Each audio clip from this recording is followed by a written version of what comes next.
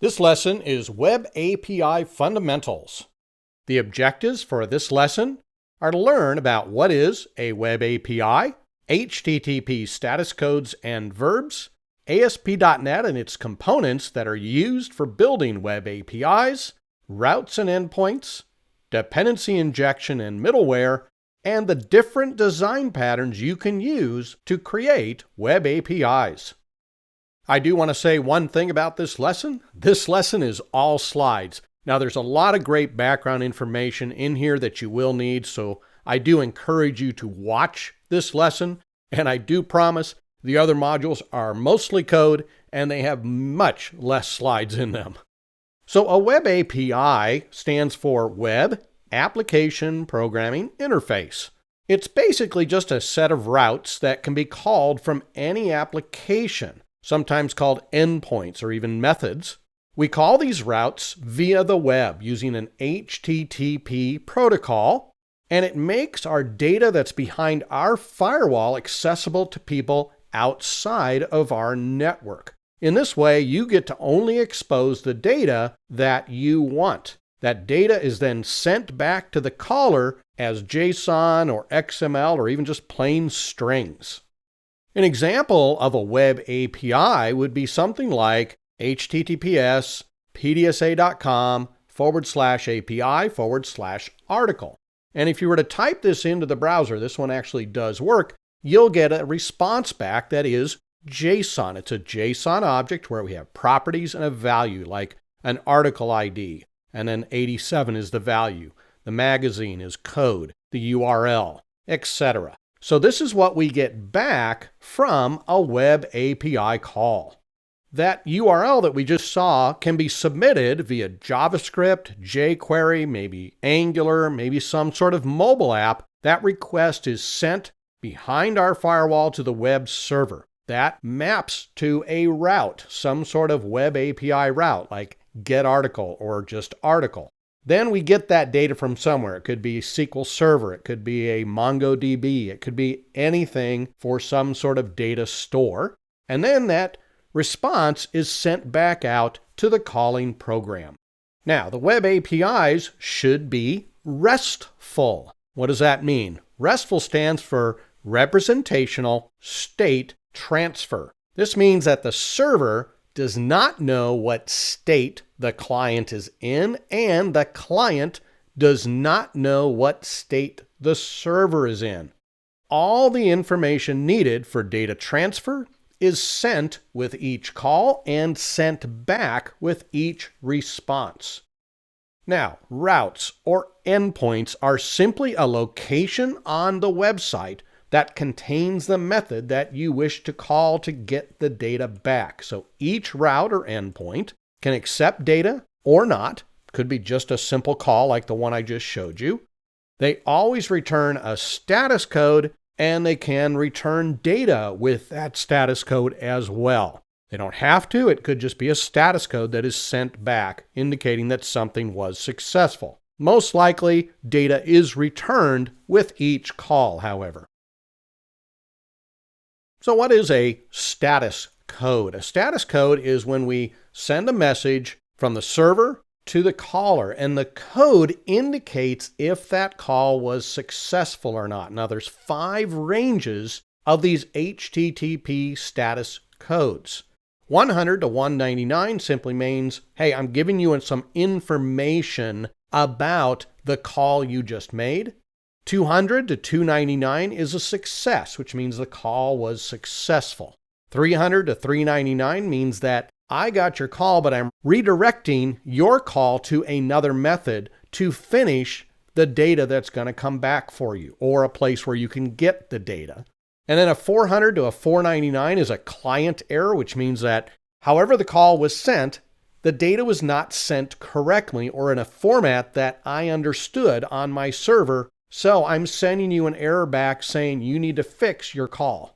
Or a 500 to a 599 means, I'm sorry, but my server had an error. Something went wrong on my side, and I'm sending you this back so that you can contact me and figure out what is wrong at this point. Now, there are some common status codes that you're going to see more often than any others. 200, success. Hopefully you'll see that one all the time. 201, created. 204, no content. 400, bad request. And 404, not found. And hopefully you won't see this one too often, and that's a 500, which means something went wrong on the server side. Now we have what are called HTTP verbs, and each endpoint or route is typically a method that works on a piece of data. So think of a product, a customer, a work order, etc. So each of these are nouns, right? The actions or the verbs are the things that you want to do with those nouns. So I'm requesting a product, I'm requesting a customer, or I'm inserting a product, I'm inserting a customer. So a get verb means I'm going to retrieve one or more of some noun. Post, I'm going to insert. Put, I'm going to update. Patch is I'm just going to update a few properties or members of that noun, maybe not the whole product record, the whole customer record. I'm just going to send a few properties to update. And delete means I want to delete one of those products or customers or work orders. Now, with each of these verbs, we get typical status codes returned from each one of those. For example, for a get, if you're requesting something, hopefully you'll get a 200, but you may get a 404 because it's not found. Or a post, you typically get back a 201, or you could get back a 400 that there was some sort of bad request made. A put could be a 200, a 400, or a 404 if it didn't find that particular noun that you were searching for. Patch, also you'll get a 200, a 400, or a 404. And a delete, you typically get back a 204 or a 404. And we're going to see all these examples all throughout this course. To build web APIs, you need to have some sort of server and some sort of software running. We're going to be using ASP.NET, which is a free web framework from Microsoft that we can use to build either websites or web APIs. It runs under many different web servers, and there are two web API models that we can take advantage of. There's minimal web APIs, which are very much reduced complexity to get started. They're very easy to get started with. It's very similar to Node.js and Express if you've used those. We can also use the MVC model, which is a pattern-based method of development, and it's very fast, full-featured, enterprise type of development. So why should we use ASP.NET? Well, it's open source, which is great, so there's a lot of people helping to maintain it. It's cross-platform, so you can run it on almost any web server. It is one method for building web UIs and web APIs, which is nice because if you want to build a website then, we use ASP.NET as well. It has great integration with all the modern client-side frameworks, Angular, React, jQuery, mobile development, all those things can take advantage of the web APIs that we create on ASP.NET. It has built-in dependency injection, which we'll talk about and is very important. And it's very lightweight, high performance, has a great modular HTTP pipeline that we can tie into. So what can we build on ASP.NET? Well, we can build websites. We can use the popular MVC Design Pattern to do that. We can use Razor Pages, which is a page-focused approach. And if you've ever used web forms in ASP.NET, it's very similar to that. We can build web APIs. We can use minimal APIs or the MVC model. We can use Blazor, which is a framework for building interactive web UIs with C#. And we can also build SignalR, which are real-time communication type applications between clients and servers. So let's learn a little bit about the components that make up ASP.NET that we're going to use throughout this course. We have what are called routes, dependency injection, middleware. That includes things like logging and exception handling and security. We have model binding and validation. This is great for passing objects around and validating objects. We have CORS, cross-origin resource sharing, so we can have somebody outside of our firewall call our web server. And we have security. All these things are just built in to ASP.NET. Let's take a look at some of these in a little more detail.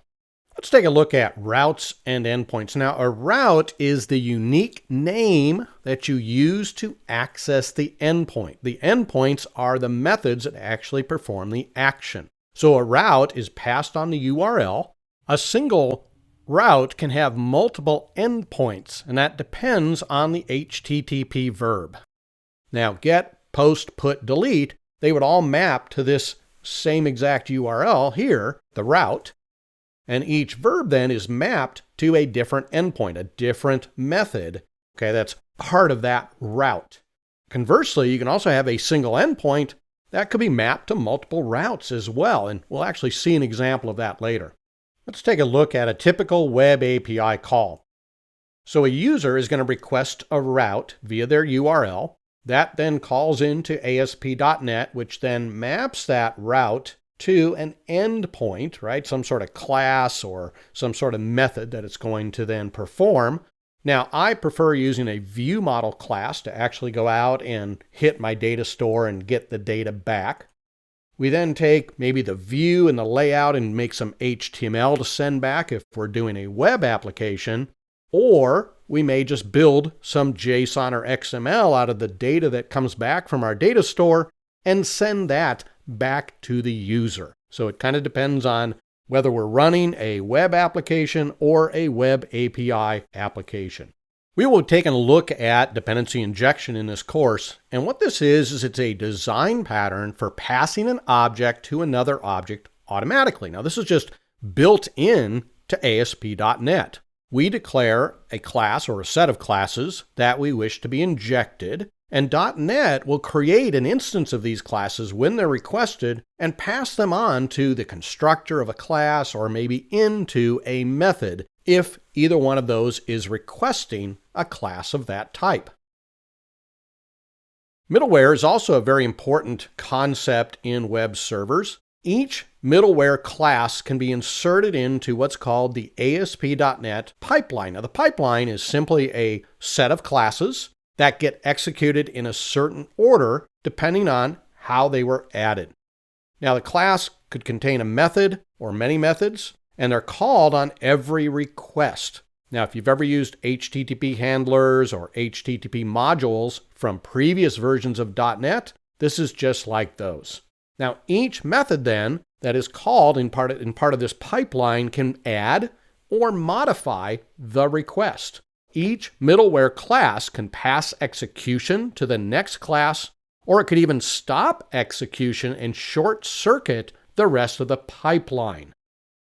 Here's an example of what happens. So a request comes in, and throughout this pipeline, we may have a class here that I've identified as middleware 1. It could modify the request, and it could just pass control on to the next one, or it could abort the request, modify the response, and send that back to the caller. But if it says pass control to the next, then the next middleware piece in the stack says, okay, great, I got the request. It can then choose what it needs to do. It can either abort or pass control to the next middleware piece, which can then finally just say, well, I'm going to modify the request somehow, but then I'm just going to call your code, whatever that code is. Your code can then do whatever it needs, and it can then send it back through this pipeline. And again, everybody has a chance then along the way to modify that response. Now, what's important when dealing with middleware is that the order in which you insert the middleware into that pipeline is important. For example, authentication must take place before authorization. Somebody has to log in before they know what they're allowed to do. Exception handling should come before all other middleware because the other middleware may have an exception that happens. An example of short-circuiting, which I mentioned, is if the user is not authenticated, well, the authentication class just stops the rest of the pipeline from executing. There's nothing they can do on that website. If a user is not authorized for a route, so they've been authenticated, but now they're not authorized for a particular route that they're trying to get to, well, then the authorization class stops the rest of the pipeline from executing because there's no reason to call that route, no reason to move on. They just send a response back that the user is not authorized. ASP.NET has a lot of built-in components. We don't have to build everything. They have middleware for authentication and authorization. They have for caching and compression, cookies, cores, developer exception handling and production exception handling, diagnostics, HTTP logging, routing, session state handling, and static file handling. Now, there are others as well, but these are the ones that you'll probably use most often. You'll use some of these when you're doing websites, and some of them when you're doing web APIs. Middleware has to be inserted in the correct order, and you must follow that order. So I've got a URL here that you can go out and take a look. It has a great overview of where middleware must go in this pipeline stack. Let's take a look at our first design pattern called Minimal Web API. Now, this allows us to create HTTP endpoints with minimal dependencies. That makes it a little bit easier to use than MVC Web API Controller model. There's no more coding by convention, which is what you have with MVC. Now, this eliminates controller classes as endpoints, so that's partly what helps make it easier to use. Minimal web APIs are good to use with maybe microservices, applications with few endpoints, files, and features. I typically use minimal web APIs when I don't need a full-featured application or if I'm developing a smaller web application. So let's take a look at some routes and endpoints that we might see in Minimal Web API. Now, as I mentioned, every route in a web API must have a unique address. And we do that by doing app.mapGet, and then we give it the route. So hello is one route, goodbye is another route. And then you see the little arrow syntax for the function that says I'm going to return a string hello world, whereas the other one is going to return a string goodbye everyone. You can also optionally pass parameters into the route as well. So here we do an app.mapGet. Our first parameter then is the route, comma, and then within the function parentheses, we pass a parameter. And then we can use that parameter in the function. So we would call the above URL there using this following one here, www.example.com/hello/John. One thing I mentioned was dependency injection. What this is we tell ASP.NET that we want to inject a class, in this case called AdventureWorks API Defaults. And we add this to the services collection. Once it's in that collection, ASP.NET knows that when you have a parameter of that type in a function, so in this case, app.mapGet, and look at that second parameter we're passing into the function, AdventureWorks API Defaults, it says, oh, well, no problem. I'll create an instance for you and pass it to your function automatically. That's really a neat feature. And we're going to see examples of this. I have a whole section just on dependency injection. Let's now take a look at the MVC design pattern. MVC stands for Model View Controller. It's a design pattern based on the inversion of control and separation of concerns design patterns. The model is simply a class that we use to access data, perform some business logic.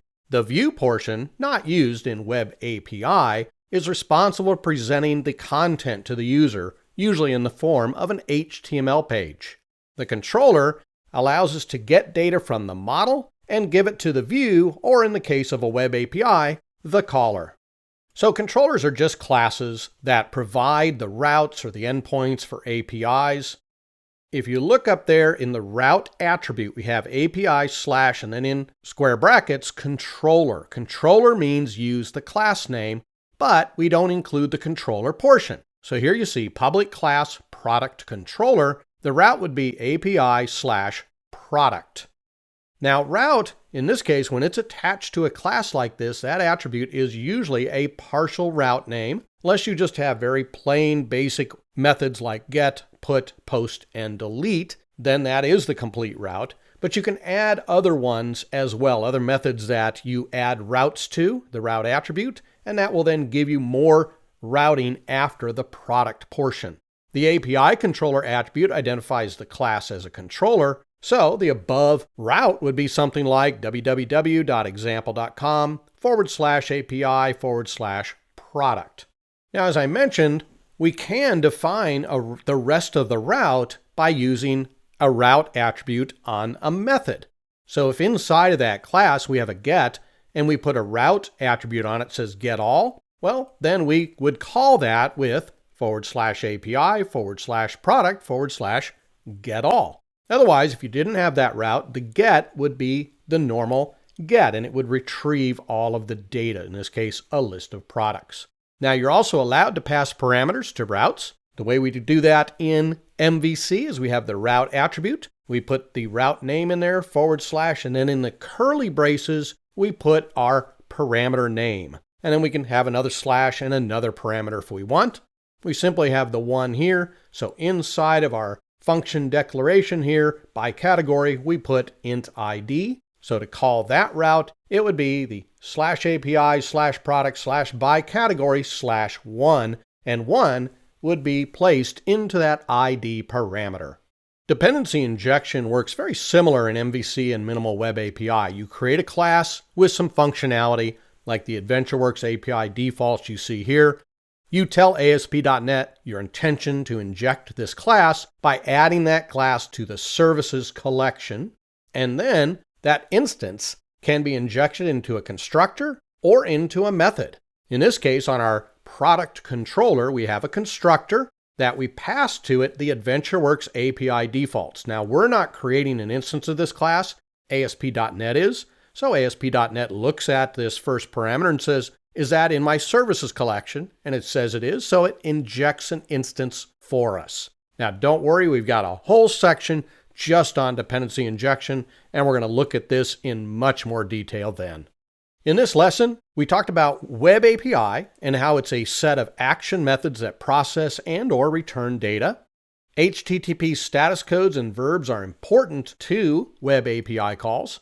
ASP.NET has a lot of tools to help you build routes and endpoints. The Minimal API Design Pattern is great for smaller applications. The MVC Design Pattern is better for larger ones because it provides this really good separation of concerns. Coming up next, create a Web API project and test it using Swagger and Postman.